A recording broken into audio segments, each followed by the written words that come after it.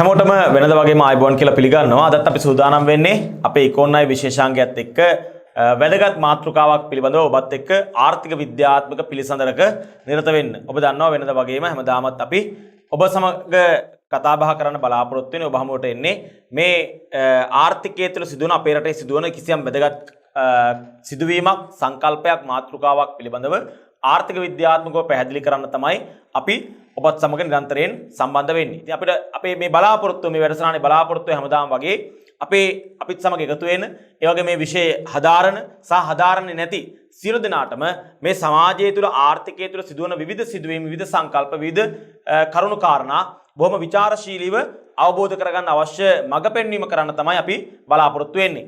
ඉතින් අදත් අපි අලුත් මාතෘකාවක් ඔබ වෙත අරගෙන ආවිල්ලා තිබෙනවා. ඒ තමයි විනිමය අනුපාතිකය. විනිමය අනුපාතිකය වෙනස් වීම අපේ රටේ ආර්ථිකයට ඔබට මට බලපාන්නේ කොහොමද කියන එක පිළිබඳව සාකච්ඡා කරන්න තමයි බලාපොරොත්තු වෙන්නේ. දැන් සමහර ළමයි නැත්නම් අපිත් එක්ක සම්බන්ධ වෙන සමහර අය මොකක්ද මේ විනිමය අනුපාතිකය කියන්නේ කියලා මූලික අවබෝධයක් තිබෙනවා. සමහර අයට මේ අවබෝධය නැහැ. ඇත්තටම මේ විනිමය අනුපාතිකය කියන කාරණාව බොහොම පුළුල් මාතෘකාවක්. අපි ඒක ආර්ථික විද්‍යාත්මකව සාකච්ඡා කරනවා විවිධ ස්වරූපවලින්. නමුත් බොහෝ දෙනෙක් මේ සාමාන්‍ය සමාජ ව්‍යවහාරය තුළ විනිමය අනුපාතිකය කිව්ව ගමන් හිතන්නේ මේ ඩොලර් එකකට ගෙවන රුපියල් ප්‍රමාණය තමයි විනිමය අනුපාතිකය කියන්නේ කියලා. අර සාමාන්‍ය ව්‍යවහාරය තුළ එය යම් ප්‍රමාණයකට අපිට සාධාරණීකරණය කරන්න පුළුවන්. නමුත් මේ විනිමය අනුපාතිකය කියලා කියන්නේ ඊට වඩා පුළුල් මාතෘකාවක්. ඒ නිසා මේ ඔබ දන්නවා දැන් ඔබ දන්න අර්ථයෙන් ඩොලර් එකක් සඳහා ගෙවන රුපියල් ප්‍රමාණය තමයි විනිමය අනුපාතිකය කියන්නේ කියලා කල්පනා කළොත් ඒ ඔබ දන්න අර්ථයෙන් වර්තමානයේ වෙනකොට ඩොලර් එකකට ගෙවන රුපියල් ප්‍රමාණය මහ බැංකුවේ නිවේදන අනුව රුපියල් 200 ඉක්මවලා තිබෙනවා. ඒ වගේම සාමාන්‍ය වෙළඳපොළ තුල ඩොලරයක් සඳහා හුවමාරු වන රුපියල් ප්‍රමාණය රුපියල් 250ක සීමාවට ආසන්න වෙලා තිබෙනවා. ඔය විදේශ වෙළඳ කටයුතු වල ඒ විදේශ ගනුදෙනු වල නිරත වෙන විවිධ පාර්ශ්වයන් මේ පිළිබඳව හොඳ ආකාරවම දන්නවා. මහ බැංකුව කියන මේ රුපියල් 205යි 206යි ඩොලර් එකකට ගෙවන රුපියල් ප්‍රමාණය කියලා. නමුත් සාමාන්‍ය භාවිතය තුල ඩොලර් එකකට ගෙවන රුපියල් ප්‍රමාණය රුපියල් 250කට ආසන්න වෙලා තිබෙනවා. ඒ නිසා මේ ඩොලර් එකකට ගෙවන රුපියල් ප්‍රමාණය සරල භාෂාව තුළ අපි ආර්ථික විද්‍යාත්මකව කතා කළොත් විනිමය අනුපාතිකය මේ ආකාරයට වෙනස් වීම කොහොමද ආර්ථිකයට බලපාන්නේ? කොහොමද මිනිසුන්ගේ ජන ජීවිතයට බලපාන්නේ? කොහොමද නිෂ්පාදකයාට බලපාන්නේ? ආදී වශයෙන් අපි මේ විනිමය අනුපාතිකයේ වෙනස් වීම කොහොමද බලපාන්නේ කියන එක පිළිබඳව පැතිකඩ ගණනාවක් ඔස්සේ සාකච්ඡා කරන්නයි බලාපොරොත්තු වෙන්නේ. ඉතින් වෙනද වගේම අදත් අපිත් සමග සම්බන්ධ වෙනවා අපේ ප්‍රවීණ ආර්ථික විද්‍යා ගුරුතුමා අපේ නදීක කෙවඩියාගල මගේ සහෝදරයා සම්බන්ධ වෙනවා. ඒ නිසා දන්න නොදන්න හැමෝටම පැහැදිලි වෙන්න. මුලින්ම කියමු නදීකයේ මොකක්ද විනිමය අනුපාතිකය කියලා කියන්නේ? ඔව්. කොහොමද ස්තුති හඳුන්වා දීම පිළිබඳව විශේෂයෙන්ම ඔබ පිළිබඳව මතක් කරන්න ඕනි. හැමදාමත් මේ වැඩසටහනේ මාත් එක්ක බොහොම සහෝදරත්වයෙන් සම්බන්ධ වෙන ගයන් වල්පිටගේ ව්‍යාපාර අධ්‍යයනය පිළිබඳ ලංකාවේ හිතගත් දේශකෙක්. ඉතින් මේ කාරණාව අපි එකතු වෙලා ව්‍යාපාර අධ්‍යයනයත් ආර්ථික විද්‍යාවත් එකට එකතු කරලා මේ රටේ ජනතාවට හරි සරලව සහ වටිනා දැනුමක් බෙදා දෙන්න ලැබුණු අවස්ථාවක් විදිහට තමයි මම සලකන්නේ.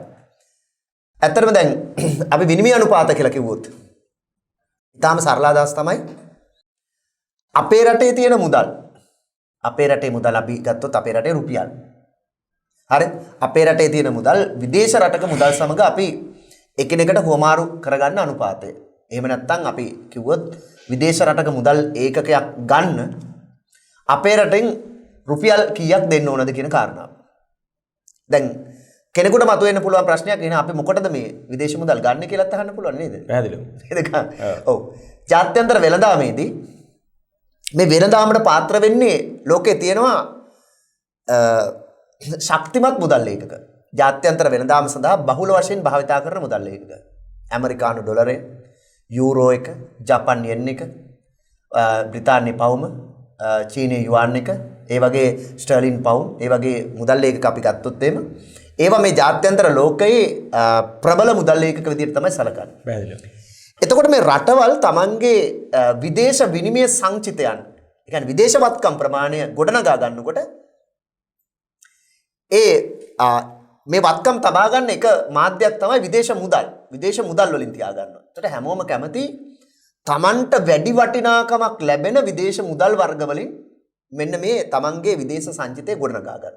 ඒ නිසා හැම රටක්ම ජාත්‍යන්තර වෙළඳාමේදී ඒගොල්ලෝ ඉල්ලුම් කරන්නේ මෙන්න මේ ශක්තිමත් මුදල් වර්ග වලින්. දැන් අපි ඇමරිකාව සමග ගනුදෙනු කරනවා නම් අපිට අපේ රුපියල් දීලා බහන්න ගන්න බෑ. ඒගොල්ලෝ කැමති නෑ අපේ රුපියල් වලට අපි ඒගොල්ලන්ට දෙන්න ඕනේ ඩොලර් වලින්. ලෝකේ වෙනත් රටක් සමග අපි ගනුදෙනු කරනවා සමහරලාට ඉන්දියාව සමග වෙන්න පුළුවන්, සිංගප්පූරුව සමග වෙන්න පුළුවන්. මේ වගේ බොහෝ රටවල් සමහර අය ඒගොල්ලෝ ඉල්ලන්නේ ඇමරිකානු ඩොලර් වලින් ගෙවන්න කියලා තමයි කියන්නේ.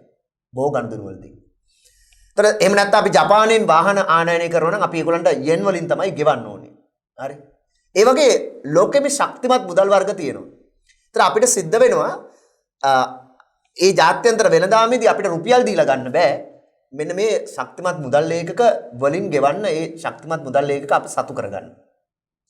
එහෙම නැත්නම් භාණ්ඩා සේවා ආනයන ක්‍රියාවලියේදී අපි පිටරටකින් අපේ රටට භාණ්ඩ ගෙන්නකොට අපි ඒගොල්ලන්ට මේ විදේශ මුදල් වලින් ගෙවන්න ඕනනේ. ඒ නිසා මේ දේශීය ආර්ථිකය තුළ ඉන්න අපේ පාරිභෝගිකයෙකුට එහෙම නැත්නම් ආනයනකරුවෙකුට මේ ඕනම කෙනෙකුට සිද්ධ වෙනවා මූල්‍ය ආයතනයකට යන්න. මූල්‍ය ආයතනයකට යන්න ගිහිල්ලා අපි සාමාන්‍යයෙන් වාණිජ බැංකුවකට ගිහිල්ලා ඒ තමන්ගේ අවශ්‍යතාවය ඉදිරිපත් කරලා අපි හිතමු ණයවර ලිපියක් මේ LC එකක් ඕපන් කරගන්නවා කියලා වාහනයක් ආනයනය කරා. එතකොට ඒ අපි විදේශ රටට ගෙවන්න ඕනේ යෙන් ප්‍රමාණය. අපි ජපානයෙන් වාහනයක් ආනයනය කරගන්න ඕනේ. අපි ජපානයට යෙන් වලින් ගෙවන්න ඕනේ. එතකොට අපි ඒ ගෙවිය යුතු යෙන් ප්‍රමාණය අපි ගන්න ඕනේ මේ මූල්‍ය ආයතනයකින් මේ වාණිජ බැංකුවකින් අරගන්න ඕනේ. අරගන්නේ එතකොට අපිට ඒ වෙළඳපොලේ තීරණය වෙලා තියෙන යෙන් එකකට ගෙවිය යුතු රුපියල් ප්‍රමාණය අනුව අපි බැංකුවට රුපියල් වලින් ගෙවනවා. බැංකුව අපිට ඒ අවශ්‍ය කරන යෙන් ප්‍රමාණය හෝ ඩොලර් ප්‍රමාණය ඒ අපි ඊළඟ විදේශ මුදල් ප්‍රමාණය අපිට ලබා දෙනවා. ඔන්න ඔතනදී අපි මූල්‍ය ආයතනයකින් ගන්නකොට මේ විදේශ විනිමය ඒකකයක් අපි ගෙවන්න ඕනේ මුදල් ප්‍රමාණයක් තියෙනවා. උතනදී කාරණා දෙකක් තියෙනවා ඇත්තටම ගත්තොත් එහෙම ගැනුම් අනුපාතික සහ විකුණුම් අනුපාතික කියලා.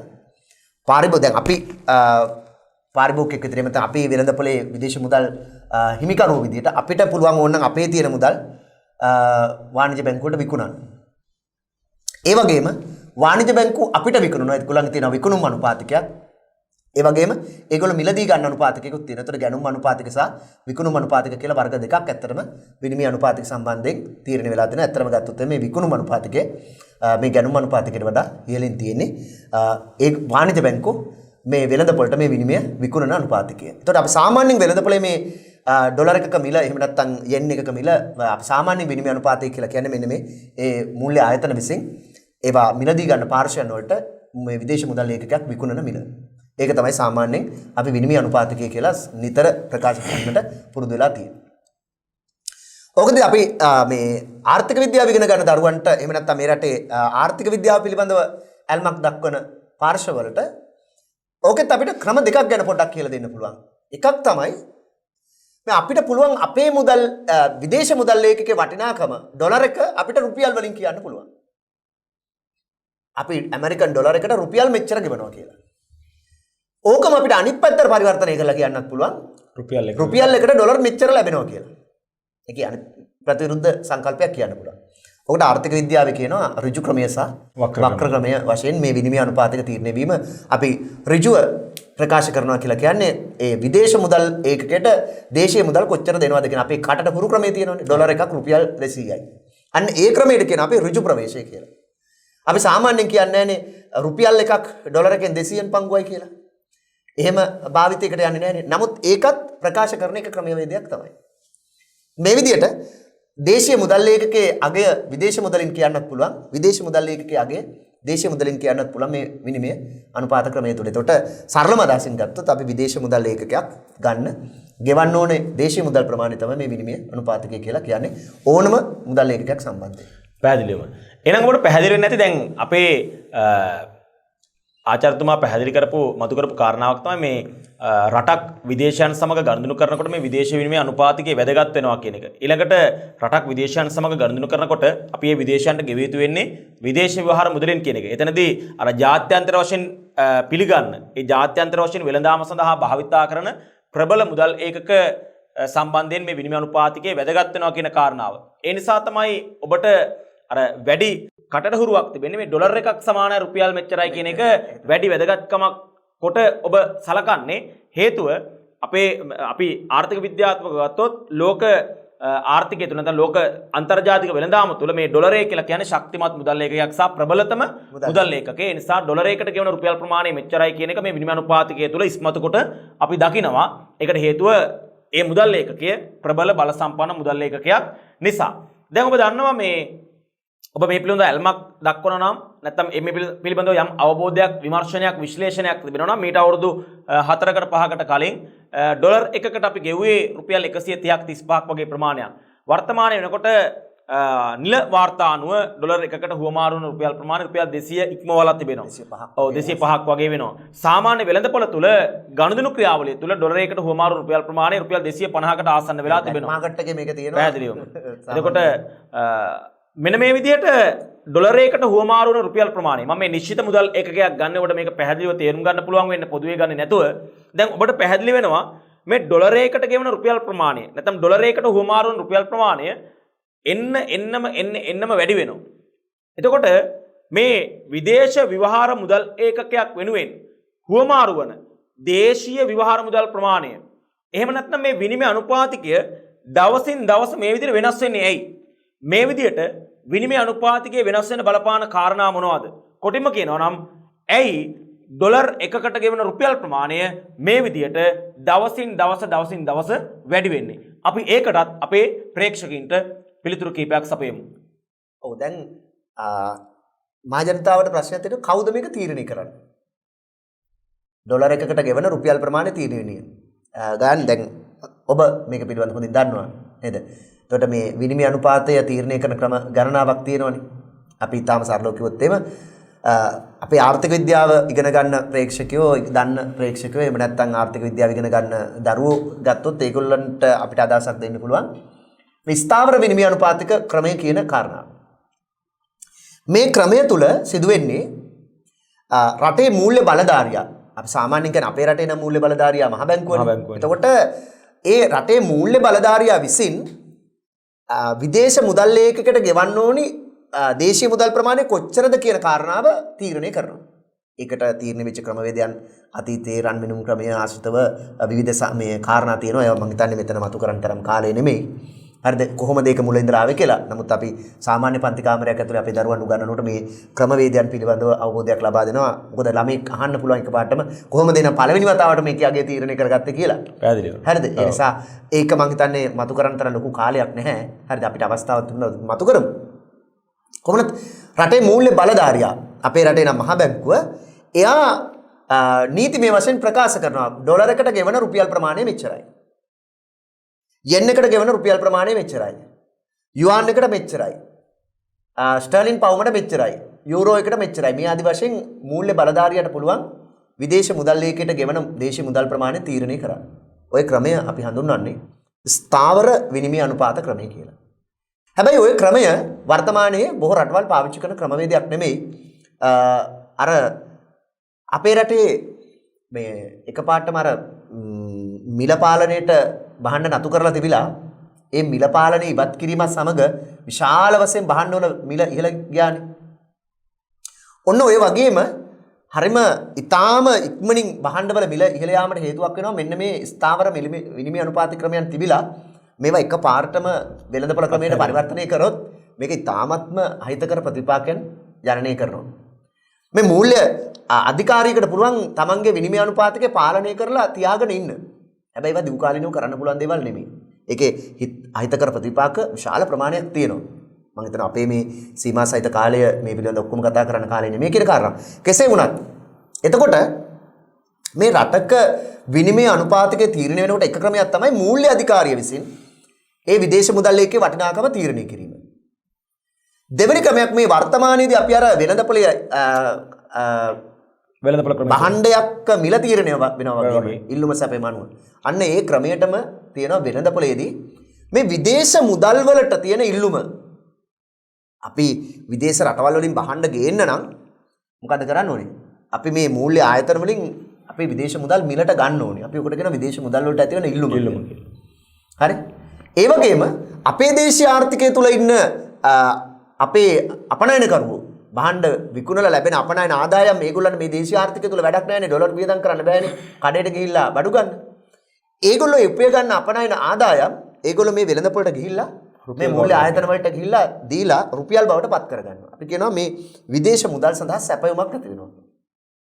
එහෙනම් මේ වර්තමානයේ මේ විනිමය අනුපාතයේ තීරණය වෙන සරල ක්‍රමය තමයි මේ විදේශ මුදල් වලට තියෙන ඉල්ලුමත් සැපයුමත් පදනම් කරගෙන විදේශ මුදල් ලේඛකගේ අගය තීරණය වීම.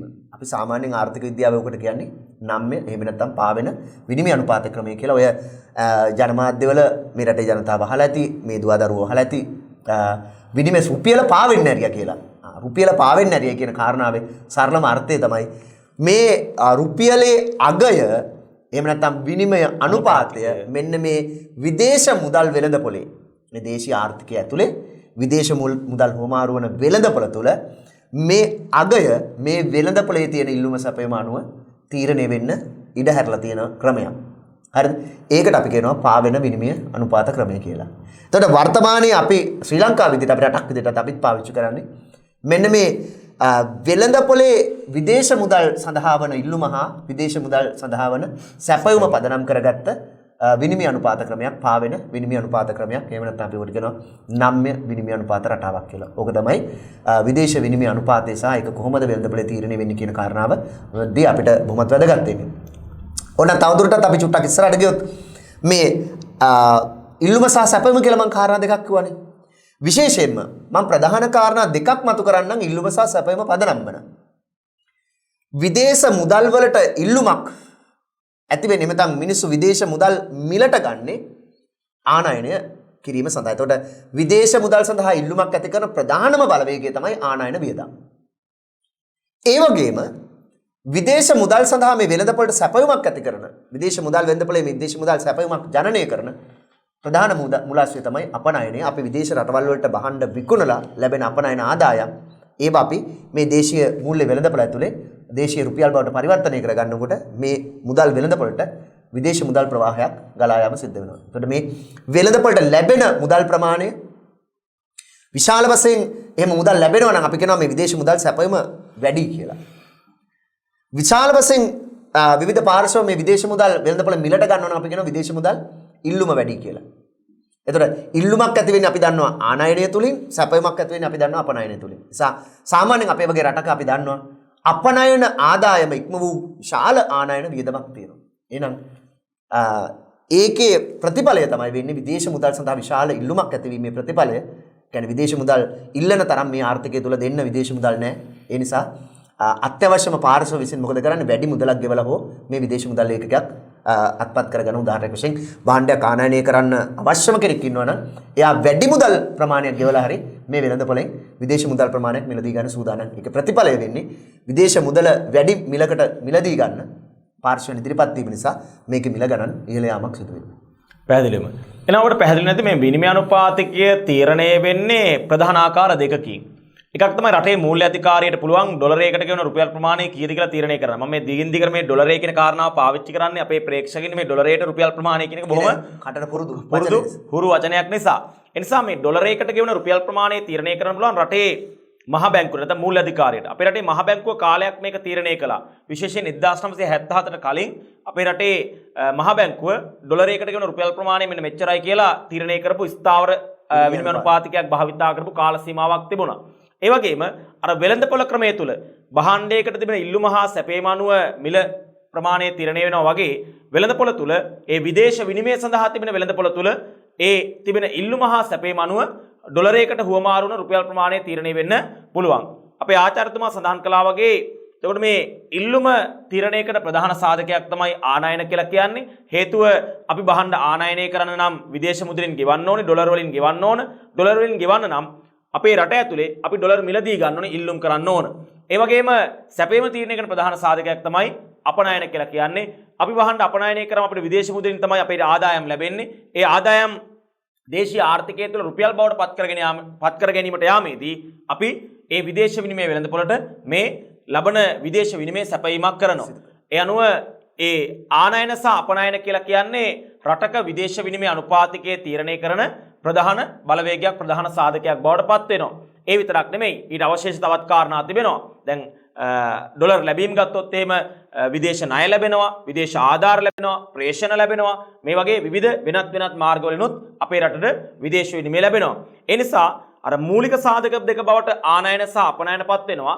අපි මේක පුළුල්ව සාකච්ඡා කළොත් කවර ආකාරයකින් හෝ අපේ රටෙන් පිටට විදේශ විනිමය ගලාගෙන යනවා නම් ඒ විදේශ විනිමය ගලාගෙන යන්නේ අපේ රටෙන් විදේශ විනිමය මිලදී ගැනීම තුලින්. ඒ නිසා රටෙන් පිටතට විදේශ විනිමය ගලාගෙන යන ඕනෑම අගයක් ඕනෑම ආකාරයක් විදේශ විනිමය ඉල්ලුම ලෙස අපිට සලකන්න පුළුවන්.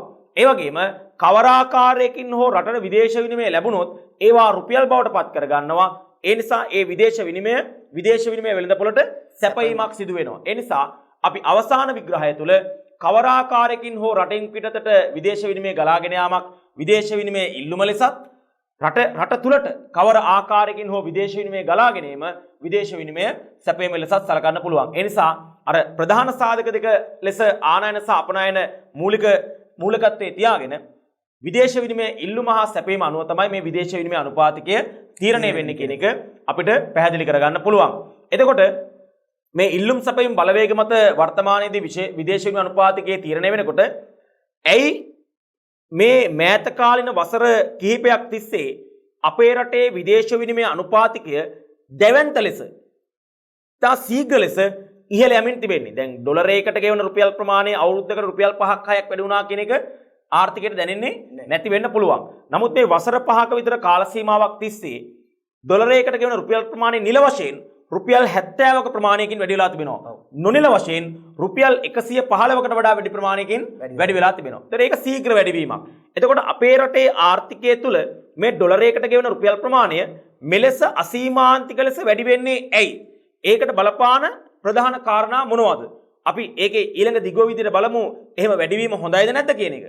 මුලින්ම අපි තහවුරු කරගන්න බලාපොරොත්තු වෙන්නේ තේරුම් ගන්න බලාපොරොත්තු වෙන්නේ ඩොලරයකට ගෙවන රුපියල් ප්‍රමාණය මෙලෙස අසීමාන්තික ලෙස වැඩි වෙන්න බලපාපු අපේ රටේ ආර්ථිකමය කාරණා මොනවද කියලා තහවුරු කරගන්න සහ අවබෝධ කරගන්නයි බලාපොරොත්තු වෙන්නේ. ඒ නිසා මම නැවත අපේ ආචාර්යතුමාට අපේ නදිකයට ආරාධනා කරනවා කරුණු කීපයක් ඉදිරිපත් කරන්න කියලා මේ විනිමය අනුපාතික නැත්නම් ඩොලරයකට ගෙවන රුපියල් ප්‍රමාණය මෙලෙස වැඩි වෙන්න බලපාපු හේතු කාරණා මොනවද?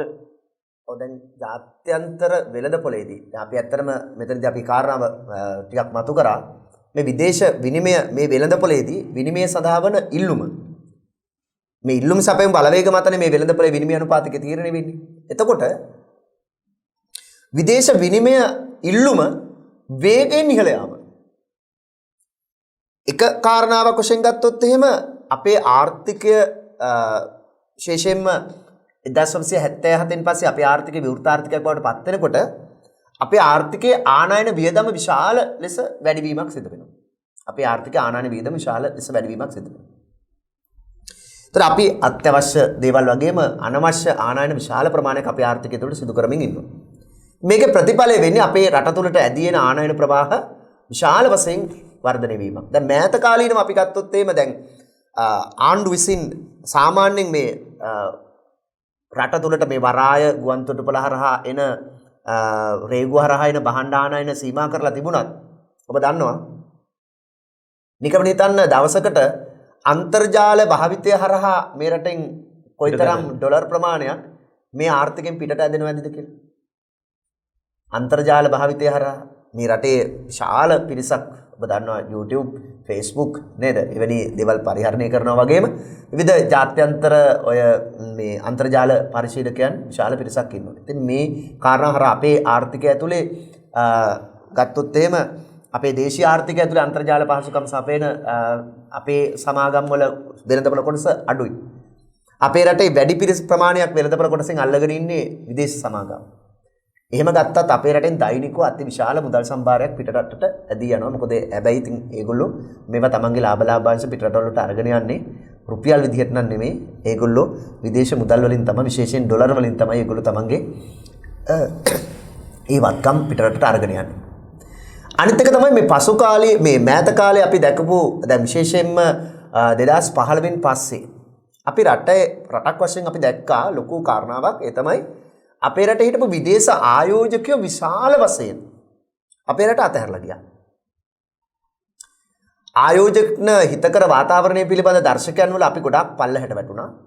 ආර්ථික නිදහස පිළිබඳව තියෙන දර්ශකයන් වල අපි ගොඩාක් පල්ලහැට වැටුණා. සහ ආයෝජකයන්ට අහිතකර ආර්ථිකයක් විදිහට තමයි මේක හඳුනගත්තේ අපේ ලංකාවේ. එතකොට විදේශ ආයෝජකයෝ අපේ රටේ විදේශ මුදල් ආයෝජනය කරලා තියෙනවා. අපි මේ විෂය ඉගෙන ගන්න දරුවන්ටත් එක්ක අපි කිව්වොත් මේ අපි දන්නවා විදේශ ව්‍යාපාරිකයෝ ඒගොල්ලන්ගේ විදේශ මුදල් අරගෙන ඇවිල්ලා අපේ දේශීය කොටස් වෙනදපොළ වැනි තැන්වල ආයෝජනය කරනවා ලාභ ලාභාංශ පිළිබඳ අපේක්ෂාවෙන් අනාගතේ ලාභ ලැබීම පිළිබඳ අරමුණු කරගෙන. ඒ යම් කාලයක් මේගොල්ලන්ට මේ ආයෝජනයේ නිරත වුණාට පස්සේ ලාභ උපයගත්තාම තමන්ගේ ආයෝජන නැවත මේ රටින් පිටතට අරගෙන යන්න පුළුවන්. ඒකට බලන්න ඒගොල්ලෝ අරගෙන එන ප්‍රමාණයට වඩා බොහෝ වෙලාවට අරගෙන යන ප්‍රමාණය වැඩි අපේ ආර්ථිකයට ඇවිල්ලා ආයෝජනය කරලා ලාභාංශත් එක්ක ඒගොල්ලෝ වැඩි ප්‍රමාණයක් අරගෙන යනවා. අපි කෙසේ වුණත් අපේ ආර්ථිකයට විදේශ ආයෝජකයෝ අද්දවා ගැනීම සඳහා අපි කරන ක්‍රමවේදයක් තමයි මේ අපේ විදේශ ආයෝජකයන්ට අපේ රටේ මූල්‍ය වෙළඳපොළ විවෘත කරලා තියෙනවා. ඒ වගේම අපි ගත්තොත් එහෙම 77 ආර්ථික පස්සෙන් ඇතිවන විවෘත ආර්ථික ප්‍රතිපත්තිය අපි අපනයනාභිමුඛ කාර්මීකරණ ප්‍රතිපත්තිය අපි විදේශ වෙළඳපොළ ආරම්භ කරගෙන භාණ්ඩ නිෂ්පාදනය සිදු කිරීම ආරම්භ කරනවා. ඒ අපනයනාභිමුඛ කාර්මීකරණ ආර්ථික ප්‍රතිපත්තියත් එක්ක අපේ රටේ මේ විදේශ ආයෝජකයන් ඍජු ආයෝජන සඳහා විදේශ ආයෝජකයන් මේ ඇවිල්ලා ව්‍යාපාර ආරම්භ කරන්න අවශ්‍ය කරන පරිසරය නිර්මාණය කරනවා. ඒ පරිසරය නිර්මාණය කිරීමත් එක්ක දැන් ඒගොල්ලෝ අපේ රටට ඇවිල්ලා අපේ රට තුළ කර්මාන්තශාලා ආරම්භ කරා විශේෂයෙන් කටුනායක බියගම කොග්ගල වැනි ප්‍රදේශවල නිදහස් ආයෝජන මේ වෙළඳ කලාපවල උන් ආයෝජනය කරනවා. ඒ ආයෝජනය කරනකොට ඒගොල්ලෝ අපේ රටෙන් අරගන්නේ එකලස් කළ අගේ විදිහට මේ අපේ රටේ අඩු මිල ශ්‍රමය තමයි ගොඩක් වෙලාවට ගන්න. හැබැයි ඒගොල්ලෝ අමුද්‍රව්‍ය බොහෝ වෙලාවට මේ ගන්නේ පිටරටවල් වලින්. ඒගොල්ලෝ අරගෙන ඇවිල්ලා ඒ ටික අරගෙන ඇවිල්ලා ඒගොල්ලෝ අඩු මිලට මේ අපේ ආර්ථිකය තුළ භාණ්ඩ ටික නිෂ්පාදනය කරලා උන්ගේ රටවල් වලට අඩු මිලට අපනයනය කරගන්නවා. ඒකත් වංචාසහගතව සිදු වෙනවා. අඩු මිල යටතේ තමයි අපේ ආර්ථිකයෙන් උන් භාණ්ඩ ටික තමන්ගේ රටවල් වලට යවන්නේ අඩු මිලකට යවන්නේ. ඒ කියන්නේ වැඩි මිලකට යවුවොත් අපිට වැඩි ඩොලර් ප්‍රමාණයක් ලැබෙනවා. ඇත්තට මේ සමාගම් විදේශ රටවල් වලට තමන්ගේ මව් රටවල් වලට අඩු මිල ගණන් යටතේ තමන්ගේ භාණ්ඩ මේ යවා ගන්නවා අපනයනය කර ගන්නවා. ඒ තුලිනුත් ඔවුන් වැඩි ආදායමක් උපය ගන්නවා. අපිට ලැබෙන්න ඕන නියම විදේශ විනිමය අපේ රටවල් වලට ලැබෙන්නේ නැහැ. අනික් අතට 1977 ආර්ථික ප්‍රතිපත්තියෙන් පස්සේ 77 විතරක් නෙමෙයි 72 ඉඳලා මේ ප්‍රශ්නේ අපිට තියෙනවා. විශේෂයෙන්ම 2000න් පස්සේම අපිට තියෙනවා අපේ ගෙවුම් ශේෂ පිළිබඳ ප්‍රශ්න. එතකොට අපිට අවශ්‍ය කරන විදේශ මුදල් විශාල ප්‍රමාණයක් මේ අපේ තියෙන විදේශ ණය වාරික ආදිය ගෙවීම සඳහා. මේ හරහාත් අපේ ආර්ථිකයෙන් විශාල මුදල් සම්භාරයක් පිටරටවල් වෙත ඇදී යාම සිද්ධ වෙන්නේ. වාර්ෂිකව ණය වාරික සහ පොලි ගෙවීම සඳහා විශාල මුදල් ප්‍රමාණයක් අපිට ගෙවන්න සිද්ධ වෙනවා. ඒතර මේ හැම පැතිකඩක්ම පෙන්눔 කරන්නේ භාණ්ඩානයනය සම්බන්ධයෙන් ගත්තොත් මේ අන්තර්ජාල පාසුකම් ඒවා භුක්ති විඳීම පැත්තෙන් ගත්තොත් ඊට පස්සේ විදේශ ණය වාරික ඒ වගේ දේවල් සම්බන්ධයෙන් ගත්තොත් හැම කාරණාවකම නියෝජනය වෙන්නේ අපේ ආර්ථිකයෙන් විශාල ලෙස මේ විදේශ මුදල් පිටරටට ඇදී යාමක් සිද්ධ වෙන්නේ. ඔබ කිව්වා වගේම අපේ ආර්ථිකයෙන් කවර හෝ ආකාරයකට පිටරටකට විදේශ මුදල් ඇදී යනවා නම් අපි කියන විදේශ විනිමය සඳහා ඉල්ලුමක් ඇති වෙනවා කියලා. නමුත් අපිට අපේ ආර්ථිකයට මේ විදේශ මුදල් ලැබෙන්න තියෙන මාර්ග ඉතාමත්ම සීමා සහිතයි. අපි විශේෂයෙන්ම දිගු කාලයක් තිස්සේ උත්සාහ දරමින් ඉන්නවා. විශේෂයෙන්ම 2000 මේ දශකයේ ආරම්භ කාලේ ඉඳලා ලංකාවට හොඳම විභවතාවයක් වෙන සංචාරක ව්‍යාපාරය දියුණු කරගන්න. ලංකාව ලෝකයේ තියෙන ඉතාමත් හොඳ සංචාරක ආකර්ෂණයක්. නමුත් අපි අපේ විභවතාවයන් වලට තාම ළඟා වෙලා නැහැ. අපිට ළඟා වෙන්න පුළුවන් හොඳම මට්ටම් වලට ළඟා වෙලා නැහැ. අපිට හැකියාව ලැබිලා නැහැ. දිගු කාලයක් තිස්සේ මේ මිලියන 2ක් ඉක්ම වූ සංචාරක ප්‍රමාණයක් අපේ රටට ගෙන්වා ගන්න. අපි මාලදිවයින් වගේ රටවල් ගත්තොත් සිංගප්පූරු වගේ රටවල් ගත්තොත් මේ සංචාරක කර්මාන්තය තුලින් තමයි ඔවුන් විශාල ආදායමක් උපයන්නේ. විදේශ මුදල් ඔවුන්ගේ ආර්ථිකය තුළට ගෙන්න ගන්න. අපේ ආර්ථිකය ඇතුලේ එහෙම සංචාරක ඉපයීම් හරහා අපේ රටට ගෙනා ගන්න පුළුවන් විදේශ මුදල් ප්‍රමාණය ශාල හැකියාවක් තිබුණත් තවමත් අපි ඒ ඉලක්ක වලට ළඟා වෙලා නැහැ. අපේ ආර්ථිකයට ලැබෙන විදේශ මුදල් ප්‍රමාණය සැලකිල්ලට ගත්තාම බොහොම අපිට වැඩි විදේශ මුදල් ප්‍රමාණයක් ගෙනල්ලා දෙන්න අපේ මේ විදේශ සේවානියුක්තයේ ඉන්න ශ්‍රමිකයන් විසින් එවන මුදල් තමයි අපේ ආර්ථිකයේ මේ විදේශ මුදල් වල ප්‍රධානම මූලාශ්‍රය බවට පත් වෙලා තියෙන්නේ. ඔවුන් පිටරටකට ගිහලා රැකියාව කරලා උපයලා එවන ටික. එතකොට එක පැත්තකින් ගත්තාම අපිට ලැබෙන විදේශ මුදල් ප්‍රමාණය ලැබීම් පැත්තෙන් තියෙන බොහොම අඩු වගේක ඊට වඩා විශාල අගයක් තියෙනවා අපේ ආර්ථිකය තුළින් පිටරටට ඇදී යාම. ඉතින් ඔබ දන්නවා අර අපි මුලින්මත් කතා කරපු ඉල්ලුම් සැපයුම් තත්ත්වය නිසා සැපයුමට වඩා විශාල ඉල්ලුමක් ඇතිවීමේ ප්‍රතිඵලය දිනින් දිනම මේ විදේශ විනිමය අනුපාතිකයේ අගය විදේශ මුදල් ඒකකයට ගෙවන්න ඕනි දේශීය රුපියල් ප්‍රමාණය වේගෙන් ඉහළ යනවා. අනිත් කාරණාව තවත් කාරණාවක් තමයි දැන් අපේ ආනයන ප්‍රමාණය එලෙසම තිබුණොත් දැන් ආනයන ප්‍රමාණය එලෙසම තියෙන්නේ නැහැ රටක. ජනගහනයේ වර්ධනය වෙනකොට රටේ මිනිසුන්ගේ උමනාවන් වර්ධනය වෙනකොට ආනයන ප්‍රමාණයත් වැඩි වෙනවා. ඒට අමතරව ජාත්‍යන්තර වෙළඳපොලේදී ඒ ජාත්‍යන්තර වෙළඳපොලේ භාණ්ඩවල මිලත් ඉහළ යනවා. ඒක අපි හිතමු මීට වසර කිහිපයකට පෙර ලෝක වෙළඳපොලේ බොරතෙල් බැරල් එකක මේ අගය ඩොලර් මං හිතන්නේ 40ක් 45ක් වගේ මිලකට අඩු වෙලා තිබුණා. දැන් හිතන්නේ ඒක ඩොලර් 90යි කියලා. එතකොට එදා අපි ඩොලර් 45ක් දීලා ගත්ත තෙල් බැරල් එක ගන්න අද ඩොලර් 90ක් දෙන්න ඕනේ. දෙගුණයක් දෙන්න එපා. නේද? එතකොට එදා ඩොලර් 1000ක් දුන්නා නම් අපි තෙල් ආනයනය කරන්න අද 2000ක් දෙන්න ඕනේ.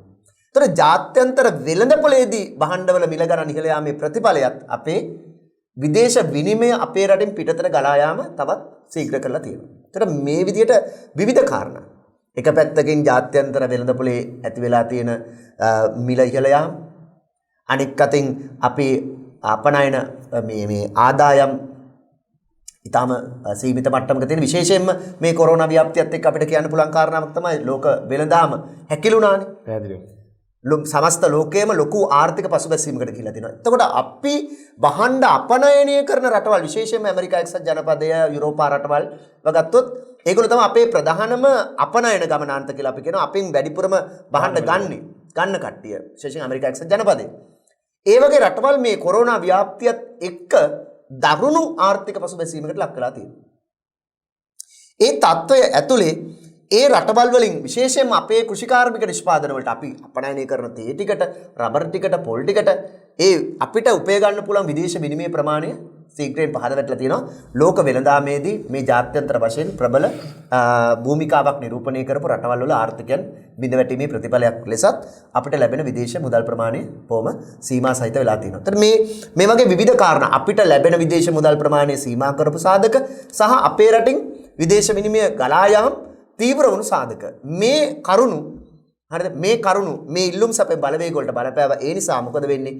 දිගින් දිගටම අපිට ලැබෙන මුදල් ප්‍රමාණයට වඩා අපෙන් ගලා යන මුදල් ප්‍රමාණය වැඩි. ඒකේ ප්‍රතිඵලය වෙන්නේ දිනෙන් දිනම විදේශ මුදල් ඒකකයට ගෙවිය යුතු දේශීය මුදල් ප්‍රමාණය ඉහළ යනවා. අපි කියනවා රටේ විදේශ විනිමය අනුපාතය ඉහළ යනවා. ඒ විශේෂයෙන්ම මේ ඩොලරයේ අගය ඉහළ යනවා කියන එක පේන්නේ අපි මේ වැඩිම ගනුදෙනු ප්‍රමාණයක් කරන්නේ ඩොලර් වලින් වන නිසා.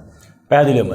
දැන් අපේ ආචාර්යතුමා පැහැදිලි කරපු කාරණාවත් එක්ක තේරුම් ගත යුතු වැදගත් සාධකය තමයි මේ ඉල්ලුම හා සැපේම කියන සාධකයේ මත තමයි මේ ඩොලරයකට ගෙවන රුපියල් ප්‍රමාණය තීරණය වෙන්නේ. කාලාන්තරයක් තිස්සේ අපේ රටේ ඩොලර් සඳහා තිබෙන ඉල්ලුම ඩොලර් සඳහා තිබෙන සැපේමට සාපේක්ෂව වැඩි. එතකොට ඒ නිසා තමයි දීර්ඝ කාලයක් තිස්සේ ඩොලරයකට ගෙවන රුපියල් ප්‍රමාණය ක්‍රමානුකූලව වැඩි වෙමින් ආවේ. ඒකට පහුගිය කාල සීමාව තුළ මේ මෑත අතීතයේ ගත්තොත් එහෙම මේ ආසන්න කාල සීමාව තුළ මේ ඉල්ලුම් සැපයීම් බලවේගවලට ඇතිවෙච්ච බලපෑම් ගත්තාම ඩොලර් සඳහා තිබෙන ඉල්ලුම සීඝ්‍රයෙන් ඉහළ යන්නත් ඩොලර් සඳහා තිබුණු සැපයීම පහළ යන්නත් බලපාපු සුවිශේෂී කාරණා කීපයක් තිබෙනවා.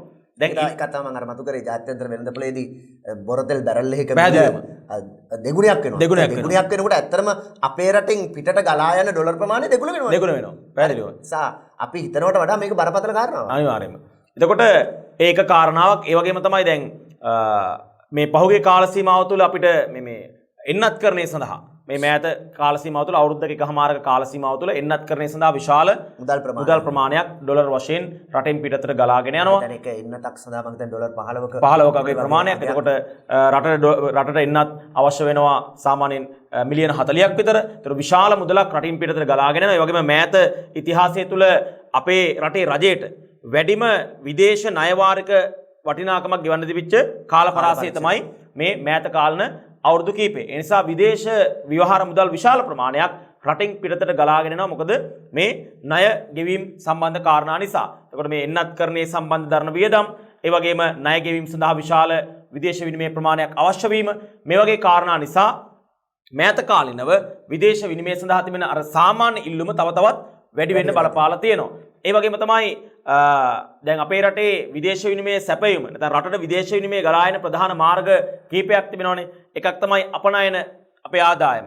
ඊළඟට විදේශ ප්‍රේෂණ, තුන්වෙනි එක විදේශ ණය. ඔය ප්‍රේෂණ කියන වචනේත් අපේ දරුවන්ට පොඩ්ඩක් පැහැදිලි කරොත් මේ මම හිතනවා අනිවාර්යයෙන් කියලා. ඒ කියන්නේ විදේශ රැකියාවල නිරත වෙලා ඉන්න අය එහෙන් උපයලා විදේශ විනිමය උපයලා තමන්ගේ මව් රටට එවනවා. ඒවට කියන්නේ විදේශිකයන්ගේ ප්‍රේෂණ කියලා. පැහැදිලිව.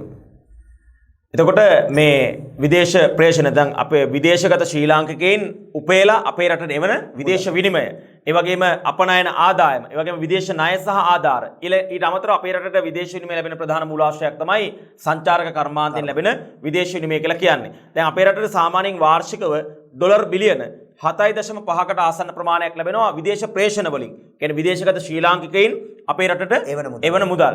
ඒ වගේම ඩොලර් බිලියන 4.5ක් වාර්ෂිකව අපිට ලැබෙනවා සංචාරක කර්මාන්තයෙන්. එතකොට මේ පහුගිය කාල සීමාව තුළ 2019 වර්ෂයේදී පාස්කු ප්‍රහාරය අර ත්‍රස්තවාදී ප්‍රහාරයත් එක්ක සංචාරකයන්ගේ පැමිණීම විශාල වශයෙන් අඩු වුණා. ඒ නිසා විශාල විදේශ විනිමය ප්‍රමාණයක් අපිට අහිමි වුණා. 2020-21 වර්ෂ දෙක සම්පූර්ණයෙන්ම අපිට සංචාරක කර්මාන්තයේ බිඳ වැටිලා තිබෙනවා. ඒ වගේම විදේශගත ශ්‍රී ලාංකිකයින් රැකියා හිමි වෙලා තිබෙනවා. ඒ නිසා විදේශ ප්‍රේෂණ පහළ ගිහිල්ලා තිබෙනවා. ඒ වගේම අපේ අපනයන වෙළඳපොළ තුල යම් කඩාවැටීමක් තිබෙනවා. ඒ නිසා අර අපිට ආදායම් ලැබුණු බොහෝ මූලාශ්‍ර, විදේශ විනිමය ලැබුණු බොහෝ මූලාශ්‍ර බිඳවැටීමකට, පසුබැසීමකට ලක් වෙලා තිබෙන නිසා එක පැත්තකින් විදේශ විනිමය සැපයීම පහළ යාමත්, අනෙක් පැත්තෙන් විදේශ විනිමය ඉල්ලුම ශීඝ්‍රයෙන් ඉහළ යාමත් හේතු කොටගෙන වර්තමානයේදී ඩොලරයක් සඳහා ගෙන රුපියල් ප්‍රමාණය විශාල වශයෙන් වැඩි වෙලා තිබෙනවා. ඒ නිසා අර විදේශ වෙළඳාම මත නැත්නම් විදේශ භාණ්ඩ හා සේවා මත විශාල වශයෙන් යැපෙන රටක් විදියට දැන් අපේ රටේ සමස්ත ආනයන වලින් විදේශයන්ගෙන් ගේන සමස්ත ආනයන වලින් නැත්නම් අපේ රටේ අපි මේව ගමුකෝ අපේ රටේ සමස්ත භාවිතා කරන භාණ්ඩ වලින් 122ක් විදේශයන්ගෙන් ගේන භාණ්ඩ. අපේ රට තුල භාවිතා කරන ඔබ මම භාවිතා කරන භාණ්ඩ වලින් 122ක් විදේශයන්ගෙන් ගේන භාණ්ඩ. ඒක රටේ ආර්ථිකයෙන් 120කට වඩා වැඩි ප්‍රමාණයක් විදේශීය නිෂ්පාදන මත රඳා පවතින. ඒක විශාල ප්‍රමාණයක්. එකක ප්‍රමාණයක්. පැහැදිලිව. රටේ ආර්ථිකයෙන් පහෙන් එකක් රඳා පවතින්නේ ආනයන මත. ඒ නිසා මෙන්න මේ කියන කාරණා නිසා මේ ඩොලරයක් සඳහා ගෙවන රුපියල් ප්‍රමාණය විශාල වශයෙන් වැඩි වෙලා තිබෙනවා. අපි ඊළඟට බොහොම සරල කාරණා කීපයක් අපි සංකීර්ණ කාරණාවලට යන්න අවශ්‍යතාවයක් නැහැ. ගොඩක් අයට මේක අවබෝධ කරගන්න බැරි වෙයි කියන කාරණාව නිසා. ඒ නිසා සියලු දෙනාටම පොදුවේ තේරුම් ගන්න පුළුවන් වෙන ආකාරයට මේ ඩොලරයකට ගෙවන රුපියල් ප්‍රමාණය වැඩිවීම නැත්නම් විනිමය අනුපාතිකයේ ෂෙයා වීම අපි කියලා අපි කියනවා. ඩොලරයකට ගෙවන රුපියල් ප්‍රමාණය වැඩිවීම අපේ රටේ පාරිභෝගිකයාට, අපේ රටේ නිෂ්පාදකයාට, අපේ රටේ ආර්ථිකයට, අපේ රටේ රජයට කොහොමද බලපාන්නේ? ඔන්න ඔය කියන කාරණා පිළිබඳව මූලික වැටහීමක්, අවබෝධයක් අපි අපේ ප්‍රේක්ෂකයන්ට ලබා දෙමු. ඒත් බොහොමත්ම සරල කාරණාවක් දැන් අපි ගත්තාම නේද? දැන් අපි උදාහරණයක් වශයෙන් හිතන්න අපි ඇමරිකාවෙන් තිරිඟු පිටි ආනයනය කරනවා. හරි. ඒතර අපි ලෝකේ තවත් රටවල් වලින් ගත්තොත් අපි ගත්තොත් ඕස්ට්‍රේලියාවෙන් එහෙම නැත්නම් අපි නව ශ්‍රී ලංකේන් කිරි පිටි ආනයනය කරනවා.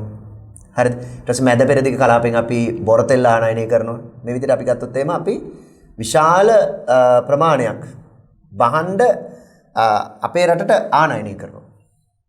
ඒතර අපි විශාල වශයෙන් විදේශ මුදල් ප්‍රමාණයක් අපේ රට හරහා අපේ රටෙන් විදේශ ආර්ථිකයන් වලට ඇදී යනවා. එතකොට හිතන්න දැන් මෙහෙම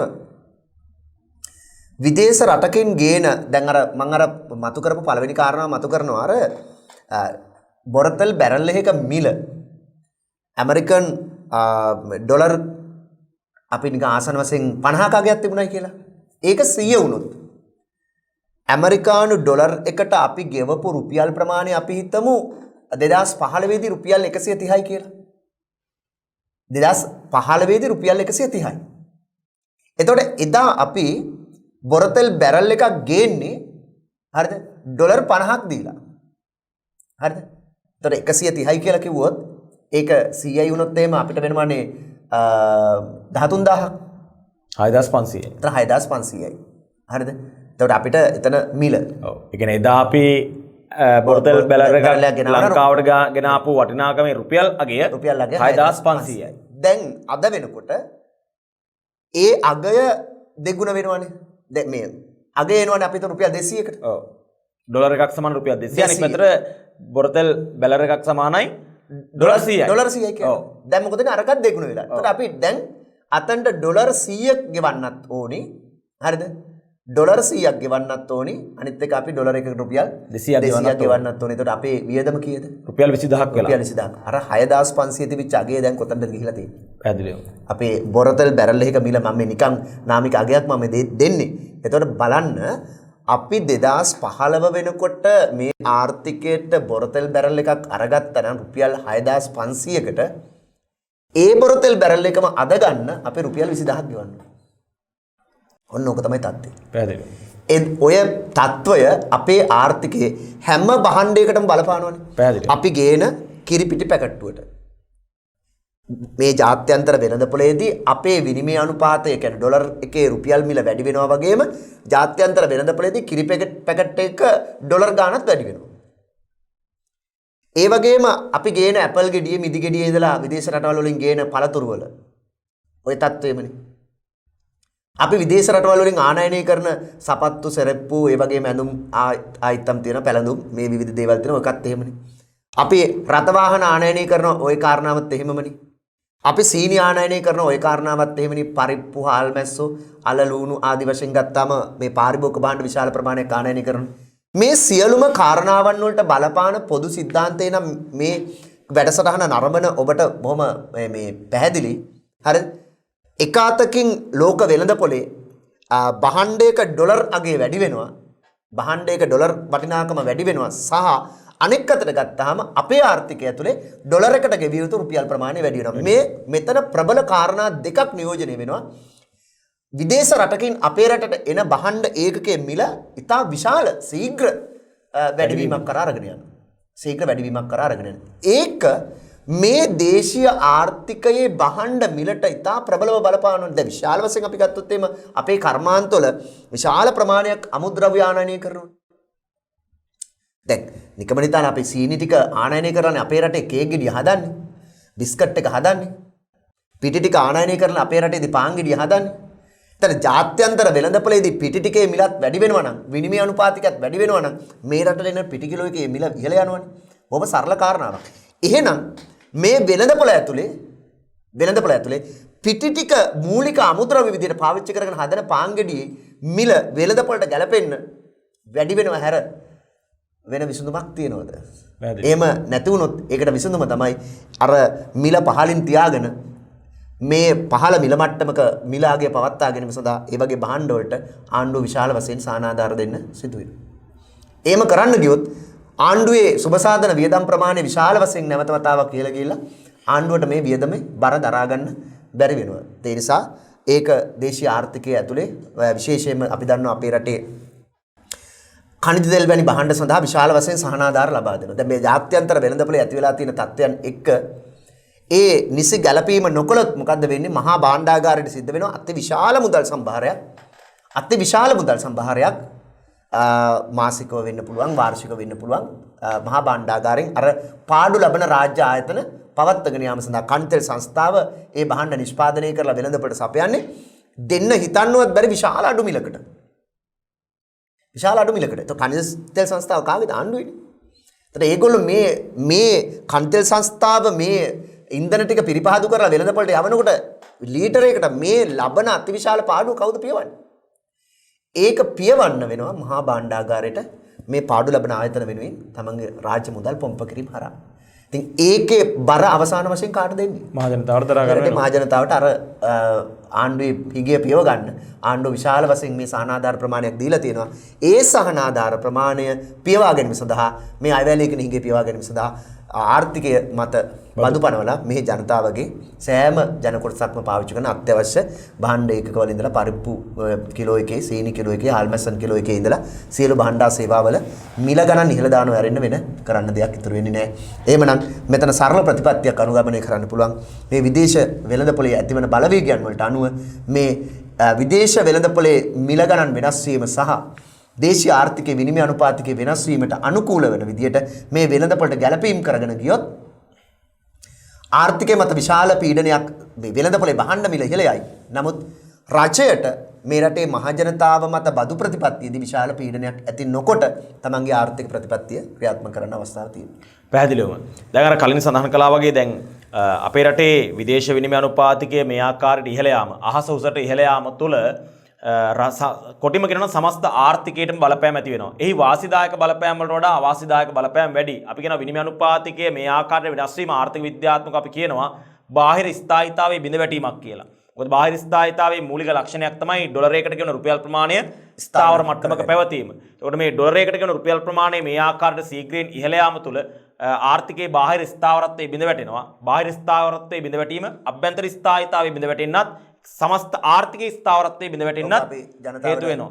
පැහැදිලිවම. අපි කිව්වොත් එහෙම දැන් බාහිර ස්ථායීතාවය කියලා කියන්නේ දැන් අපි කලින් සඳහන් කළා වගේ ඩොලරයකට ගෙවන රුපියල් ප්‍රමාණය ස්ථාවර මට්ටමක පවත්වා ගැනීම තමයි බාහිර ස්ථායීතාවය කියලා කියන්නේ. දැන් ඩොලරයකට ගෙවන රුපියල් ප්‍රමාණය වැඩි වෙනකොට බාහිර ස්ථායීතාවය බිඳ වැටෙනවා.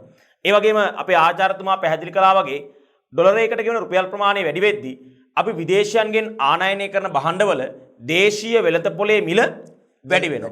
දේශීය වෙළඳපොලේ මිල වැඩි වීමට අපි කියනවා උද්දමනයක් කියලා. භාණ්ඩ හා සේවා මිල ගණන් ඉහළ යාම. ඒ උද්දමනයක් ඇතිවීම තුළ අභ්‍යන්තර ස්ථාවරත්වය බිඳ වැටෙනවා. මොකද අභ්‍යන්තර ස්ථාවරත්වයේ මූලික අපේක්ෂාව තමයි භාණ්ඩ හා සේවා මිල ගණන් යම් ස්ථාවර මට්ටමක පවත්වා ගැනීම.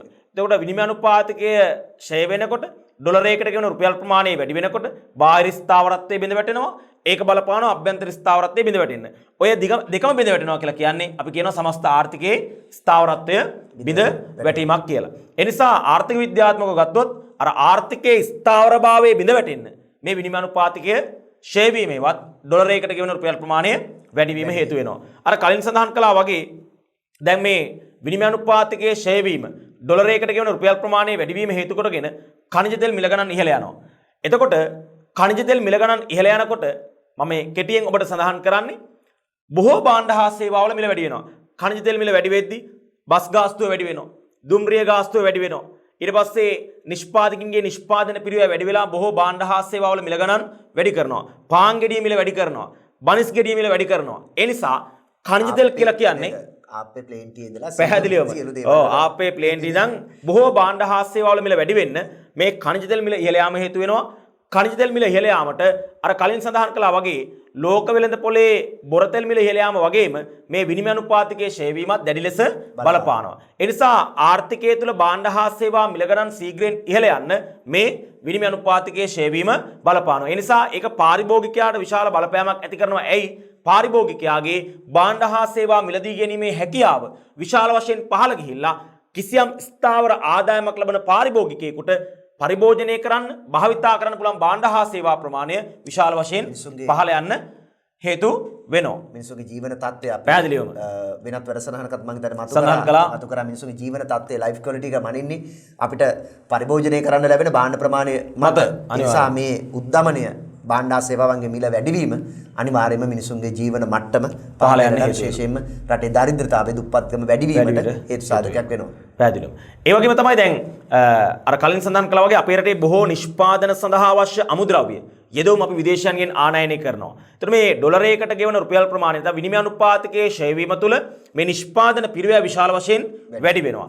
නිෂ්පාදන පිරිවැය විශාල වශයෙන් වැඩි වෙනකොට ඒ විදේශ යෙදවුම් මත විදේශීය අමුද්‍රව්‍ය මත පදනම් වෙච්ච භාණ්ඩවල මිල ගණන් ඉහළ යාම සිද්ධ වෙනවා. ඒකට තව පොඩි කාරණයක් එකතු කරොත් ලෝක වෙළඳාමේදී අපිට වැදගත්ම කාරණාවක් සේවා පිරිවැය නැව් ගාස්තු ගුවන් ප්‍රවාහන වැනි එපගේම ජාත්‍යන්තර වෙළඳාමේ රක්ෂණය වගේ කාරණාවන් සම්බන්ධයෙන් ගත්තොත් ඒත් එවැනි හැම සේවාවකම ජාත්‍යන්තර මිල ගණන් වැඩි වීම විශේෂයෙන්ම නැව් ගාස්තු වැනි දේවල් මිල ගණන් ඉහළ යාම අපේ මේ භාණ්ඩ ප්‍රවාහනයේදී විශාල ලෙස පිරිවැය වැඩිවීමක් නිරූපණය කරනවා. ඒකත් අපේ මිලටම තමයි එකතු වෙන්නේ අනිවාර්යයෙන්.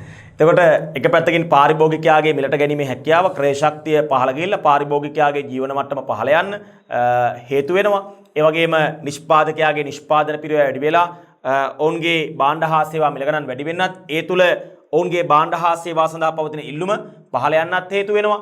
ඒ විතරක් නෙවෙයි අනෙක් පැත්තට ගත්තොත් දැන් රජය කියන කාරණාව ගත්තොත් අපේ ආචාර්යතුමා පැහැදිලි කළ එක කාරණාවක් දැන් රාජ්‍ය ආයතන පාඩු ලැබීම කියන කාරණාව. ඒ කියන්නේ අර මහජනතාවට සුබ සාධනයේ සැලසීමේ අපේක්ෂාවෙන් විදේශයන්ගෙන් ආනයනය කරන භාණ්ඩ ඒ වායේ මිල ඉහළ යාමේදී පවා කිසියම් නිශ්චිත අගයකට රජය මහජනතාවට සපයන්න උත්සාහ කරනවා. විශේෂයෙන් ඛනිජ තෙල්.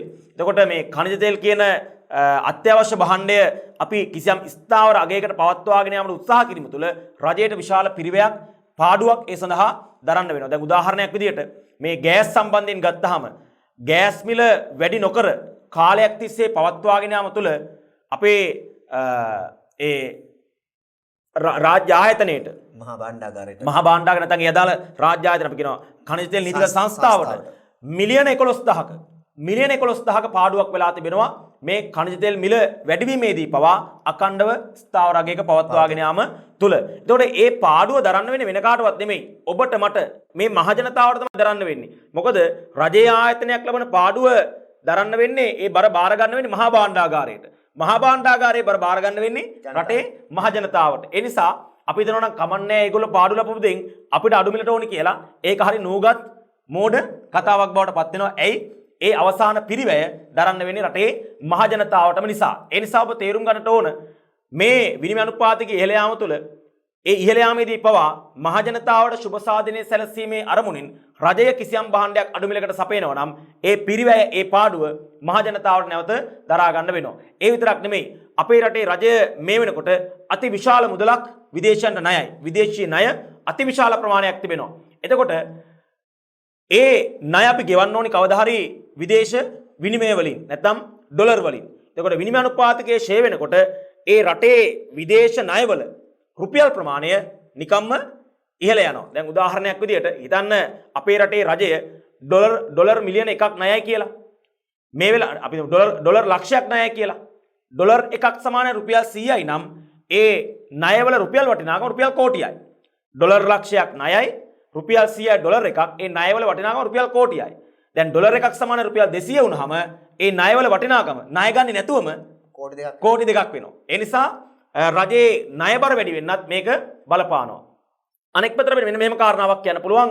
දැන් ඔය අපනයනකරුවන්ට නැත්නම් විදේශයන්ට බහන්න අලෙවි කරන අයට වෙනත් සාධක වෙනස් වෙන්නේ නැහැ කියලා උපකල්පනය කළොත් නිෂ්පාදන පිරිවැය ආදී වශයෙන් වෙනත් සාධක වෙනස් වෙන්නේ නැහැ කියලා උපකල්පනය කළොත් ඩොලරයේ අගේ වැඩි වෙනකොට ඒ අපනයනකරුවාට වැඩි රුපියල් ආදායමක් ලබා ගන්න අවස්ථාව ලැබෙනවා. උදාහරණයක් විදිහට හිතන්න අපේ රටේ තේ නිෂ්පාදකයෙක් විදේශයන්ට ඩොලර් එකකට තේ කිලෝවක් අපනයනය කරනවා.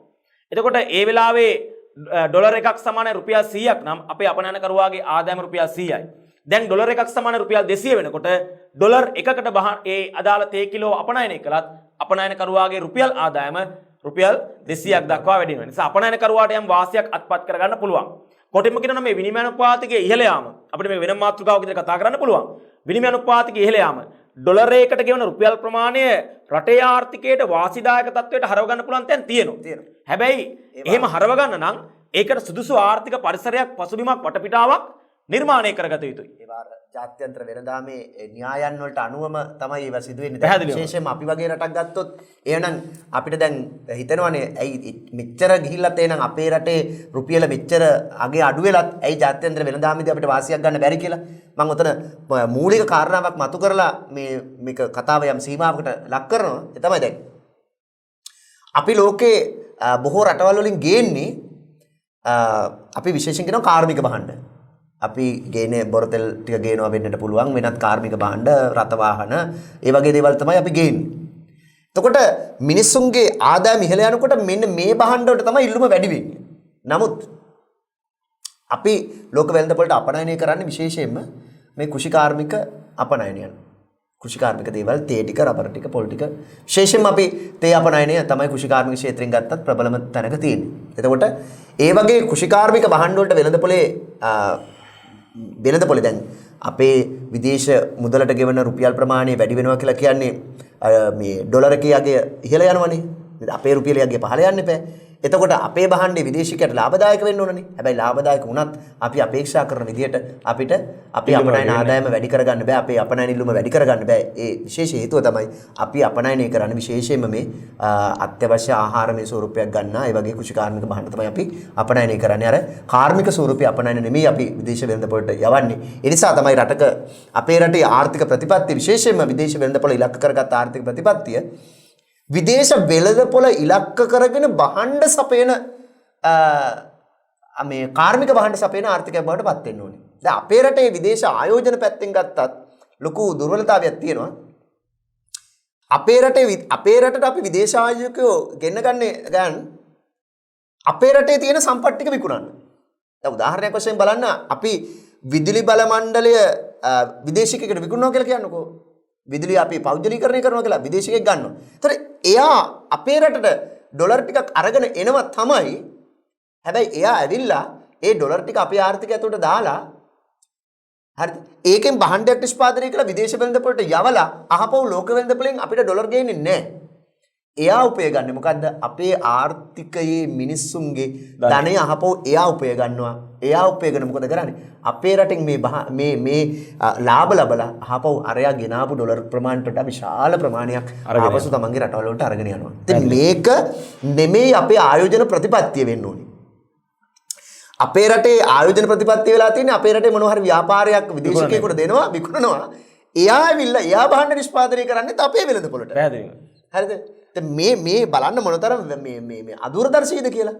ඒතර අපි ගෙන්න ගන්න ඕනේ ආයෝජකයා මේ අපේ රටේ තියෙන සම්පත් ටික විකුණලා අපේ රටේ භාණ්ඩ අපේ රටේ මිනිස්සුන්ට භාණ්ඩ හදන්න නෙමෙයි. අපේ රටේ මිනිස්සුන්ට බිස්කට් හදන්න හරි අපේ රටේ මිනිස්සුන්ට ඇඳුම් මහන්න හරි අපේ රටේ මිනිස්සුන්ට සපත්තු සපයන්න හරි අපේ රටේ මිනිස්සුන්ට මේ යකඩ හදන්න හරි නෙමෙයි.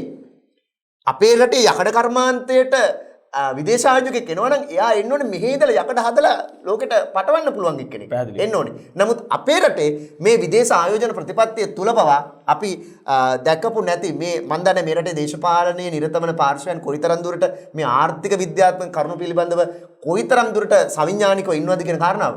මම නම් දැකලා තියෙන්නේ මේ අපිට ගේන ආයෝජන ගෙනල්ලා මේට දාන තරමක් දාන්නේ අපේ රටේ ඉන්න මේ කෝටි දෙකක ජනගහනයටම භාණ්ඩ විකුණන්න තමයි අපි විදේශ ආයෝජකයෝ ගේන්නේ. හැබැයි ලෝකේ අපිට දියුණු වෙන්න ඕන නම් අපි මේ ආර්ථිකයට අපි ගේන්න ඕනේ ආයෝජකයෝ අපේ රටේ සම්පත් ටික ඒගොල්ලන්ට විකුණලා ඒගොල්ලෝ ගේන ඩොලර් ටිකක් අරගෙන හදිස්සියේ මේ ගෙවුම් ශේෂයේ තියෙන ප්‍රශ්නයක් විසඳ ගන්න නෙමෙයි.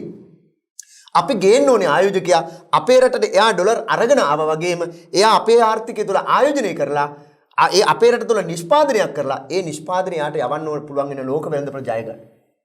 මේ රටේ මේ ලෝක ලොකු විභවතාවයක් තියෙන අන්තර්ජාලය ඒ වගේ කාරණා සම්බන්ධයෙන් ගත්තොත් එimhe ඒ වගේම අපේ රටේ ස්වභාවික සම්පතුත් තියෙන ඒ කර්මාන්ත වල ආයෝජනය කරන්න පුළුවන් ඉතාමත්ම වටිනා ස්වභාවික සම්පත්. ඒතකොට ඒ කර්මාන්ත වලට අපි අපේ රටේ විදේශ ආයෝජකයෝ අපේ රටේ විදේශ ආයෝජකයෝ අද්ද ගන්න ඕනේ. අද්දගෙන අපි නිෂ්පාදනය කරලා අපේ මිනිස්සුන්ට භාණ්ඩ විකුණන්නේ නෙමෙයි විකුණන්න විදේශ වෙළඳපොළටම විකුණලා නැවත ඔයාගේ ආයෝජනයට විදේශ රටවල් වලින් අපිට ඩොලර් මෙහෙට ගෙනල්ලා දෙන්න.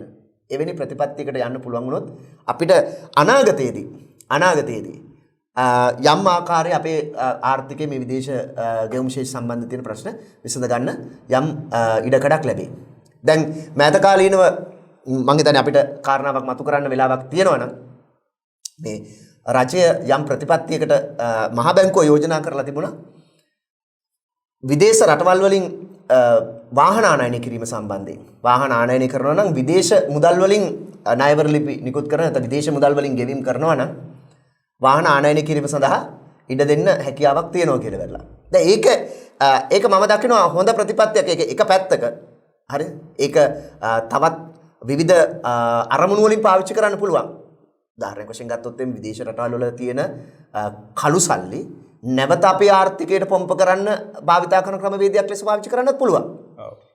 ඒවා වෙනම කාරණා. නමුත් ඒ විදේශ මුදල් වලින් අපේ ආර්ථිකයට ගෙවන්න පුළුවන් නම් එහෙනම් අපේ රටේ ඉන්න මිනිස්සු නෙමෙයි ගෙවන්නේ විදේශ රටවල් වල ඉන්න ව්‍යාපාරිකයෝ එහෙම නැත්නම් අපේ රටේ පුරවැසියෝ ඉන්න බුලා විදේශ වල තමන්ගේ විදේශ මුදල් සංචිත තියෙන අය හම්බ කරගත් සල්ලි තියෙන අය ඒගොල්ලන්ට පුළුවන් අදාළ සමාගමෙන් විදේශ මුදල් ගෙවලා භාණ්ඩය අරගෙන ඒ භාණ්ඩය අපේ රටට එවලා අපේ රටේදී අපි ආය කරගන්න බදු මුදලක් තියෙනවනම් ඒ බදු මුදලත් අපිට විදේශ මුදල් වලින්ම ගෙවලා අපේ ආර්ථිකයට විදේශ මුදල් ගලායන ආකාරයට මේ වෙලදාම හදාගන්න. මම හිතනවා යම් ආකාරයකට මේ අපේ විදේශ විනිමය වෙළඳපොළ මුහුණ දෙලා තියෙන මේ අර්බුදකාරී අවස්ථාවේදී ඒක පොඩි විසඳුමක් බවට පත් වෙනවා. නමුත් අපේ ආර්ථිකය තුළ අපේ දේශීය ආර්ථිකය තුළ නම් මම දකින්නේ නැහැ ඒ තරම් ශක්තිමත් ව්‍යාපාරික ප්‍රජාවක් ඉන්නවා කියලා විදේශ මුදල් මේ ආර්ථිකයට පොම්ප කරලා භාණ්ඩ ආනයනය කරන්න තරම්. ඉතින් ඒවා කෙටි කාලීන වශයෙන් මේ විදේශ විනිමය අනුපාතකයේ තියෙන මේ බිඳ වැටීම් සමනය කර ගැනීම සඳහා ගන්න ක්‍රියාමාර්ග වෙන්නට පුළුවන්. නමුත් ඒවා දිගු කාලීනව පවත්වාගෙන යන්න පුළුවන් ප්‍රතිපත්තීන් බවට පත් වෙයි කියලා විශ්වාස කරන්න බෑ. පැහැදිලිවම මේ කියපු කාරණාත්මකවට පැහැදිලි නැති මේ විනිමය අනුපාතිකය කියන්නේ මොකක්ද? මේක ඉහළ යාම කියන්නේ මොකක්ද? ඒකට බලපාපු සාධක මොනවද? ඒ නිසා ඇතිවන ප්‍රතිවිපාක මොනවද කියන එක පිළිබඳව ඔබට පැහැදිලි වැටහීමක් ලැබෙන්නේ. ඒ නිසා මේ භාණ්ඩ හාස්‍ය වල සමහර භාණ්ඩ හාස්‍ය වල මිල ඉහළ යාම සම්බන්ධයෙන් මේ විනිමය අනුපාතිකය ඉහළ යාම බලපානවා කියන එක ඔබට දැන් පැහැදිලි ඇති. මේ සියලු කාරණාත් එක්ක අපි තේරුම් ගන්න ඕනේ දේ තමයි දැන් රටේ විනිමය අනුපාතිකය ස්ථාවර කරගන්න නම් ඒකට ස්ථිරසාර විසඳුමක් අවශ්‍යයි. නැත්නම් ස්ථිරසාර ආර්ථික ප්‍රතිපත්තියක් අවශ්‍යයි. විශේෂයෙන්ම අර කලින් සඳහන් කළා වගේ අපේ රටේ අපනයන ව්‍යුහය විවිධාංගීකරණය කරලා කාර්මික අපනයන වැඩි වශයෙන් බිහි කරලා සේවා අපනයන වල ප්‍රමුඛතාවය දීලා වැඩි වශයෙන් අපනයන ආදායම ඉපැයීම විශේෂයෙන් සංචාරක කර්මාන්තයේ තවදුරටත් ප්‍රවර්ධනය කරලා ඒ සංචාරක කර්මාන්තය තුලින් උපයන ආදායම වර්ධනය කිරීම වගේ දේවල් වැදගත් වෙනවා. ඒ වගේම තමයි අර කලින් සඳහන් කළා වගේ විදේශ ආයෝජන වලදී අර විදේශීය ගැනුම්කරුවන් නොසොයා අපි හොයන්නේ විදේශීය ගැනුම්කරුවනේ මෙහි තියෙන දේවල් ටික ගන්න කෙනෙක්.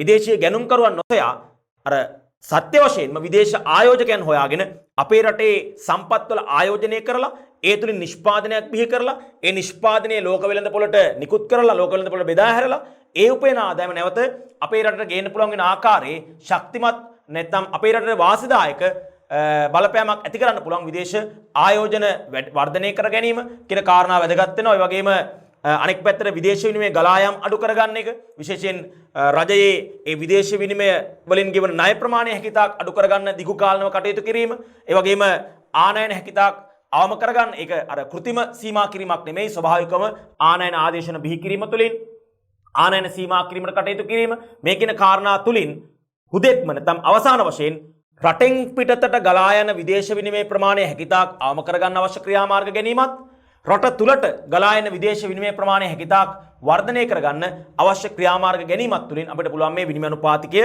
අර ආර්ථිකයට දරාගත නොහැකි ලෙස ඉහළ යාම වළක්වලා රටේ ආර්ථිකයට යහපත් වන ආකාරයේ විදේශ විනිමය අනුපාතිකයක් ඩොලරය සඳහා ගෙවන රුපියල් ප්‍රමාණයක් අඛණ්ඩව පවත්වාගෙන යාම තුළ රටේ ආර්ථිකයට යහපත් බලපෑමක් යහපතක් සිදු කරන්න හැකියාව ලැබෙනවා. ඒ නිසා මේ අපි කතා කරන කාරණා මේ අපි කතා කරන ප්‍රායෝගික කාරණා රටේ තීරණ ගන්න නැත්තන්ට ඒ වගේම රටේ ආර්ථිකය හසුරුවන පිරිසට ඔය රටේ ආර්ථිකය හසුරුවන ආර්ථික විද්‍යාඥයින් යයි කියන පිරිසට යම් ප්‍රමාණයකට අවබෝධ කරගන්න හැකියාව ලැබිලා අර දේශපාලනික කාරණා මත මේවා පාවිච්චි නොකර රටේ ආර්ථිකයේ යහපත වෙනුවෙන් මේ ආර්ථික ප්‍රතිපත්ති හසුරවලා රටේ ආර්ථිකයට රටේ ජනතාවට රටේ අනාගත දියුණුවට උපරිම දායකත්වයක් ලබා දෙන්න පුළුවන් වෙන ආකාරයට මේ ආර්ථික ප්‍රතිපත්ති හසුරවන්න ප්‍රතිපත්ති ක්‍රියාත්මක කරන තීන්දුව తీරන ගන්න හැකියාව ලැබෙන්න කියලා අපි ප්‍රාර්ථනා කරනවා. ඒ නිසා මේ විනිමය අනුපාතිකයේ කියන කාරණාව සම්බන්ධයෙන් කතා කරන්න බලන පැතිකඩ ගණනාවක් තිබෙනවා. අද අපි කතා කළේ මූලික වශයෙන් මේ ඩොලරයකට ගෙවන රුපියල් ප්‍රමාණය වැඩිවීමත් එක්ක ඇතිවන තත්ත්වය පිළිබඳව. ඒ නිසා අපි ඊළඟ දිනවලදී ඊළඟ අවස්ථාවන් වලදී ඔබ හමුවට එනකොට මේ සම්බන්ධ වෙනත් කාරණාත් ඔබත් සමග සාකච්ඡා කරන්න බලාපොරොත්තු වෙනවා. එහෙනම් අපිට අද දිනට වෙන් වෙලා තිබෙන කාල සීමාව අවසන් වෙලා තිබෙන නිසා අපි ඊළඟ සතියේදී නැවත මුණ ගැහෙමු අලුත් මාතෘකාවකින් අලුත් පරිච්ඡේදයකින් මේ ඉකෝන් අයි වැඩසටහන සමගින්. එහෙනම් ආර්ථික විද්‍යාත්මක ඇසින් මේ ලෝකයේ දකින්න මේ සමාජයේ දකින්න මේ සිදුවීම් සංකල්ප දකින්න විචාරාත්මකව අවබෝධ කරගන්න ලබන සතියේත් අපි එකතු වෙමු කියලා ප්‍රාර්ථනා කරනවා ආරාධනා කරනවා. එහෙනම් හැමෝටම සුබ සතියක් වෙන්න කියලා ප්‍රාර්ථනා කරනවා. සියලු දෙනාටම ආයුබෝවන්.